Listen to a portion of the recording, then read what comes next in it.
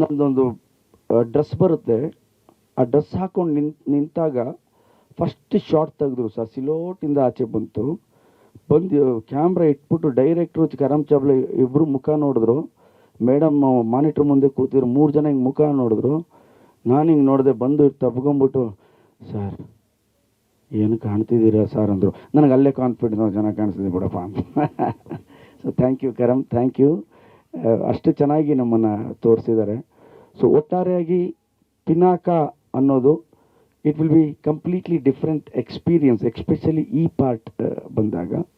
ಅದರ ಜೊತೆಯಲ್ಲಿ ನಾನು ನನ್ನ ಎಲ್ಲ ಟೆಕ್ನಿಷಿಯನ್ಸ್ಗೆ ಆ್ಯಂಡ್ ಸಹ ಕಲಾವಿದರಿಗೆ, ಪಾಪ ಬಿಸಿಲಲ್ಲಿ ತುಂಬಾ ಮಲ್ಕೊಂಡಿರ್ತಾರೆ, ಎದ್ದು ಆ ಕಡೆಯಿಂದ ಓಡು ಈ ಕಡೆಯಿಂದ ಓಡು, ತುಂಬಾ ಕೆಲಸ ಮಾಡಿದ್ದಾರೆ. ನನ್ನ ಮೇಕಪ್ ಸ್ಟಾಫು, ಇಡೀ ಸಿನಿಮಾದ ಪ್ರತಿಯೊಬ್ಬರು ಕಲಾವಿದರಿಗೂ ನಾನು ಧನ್ಯವಾದಗಳನ್ನ ಹೇಳೋಕ್ಕೆ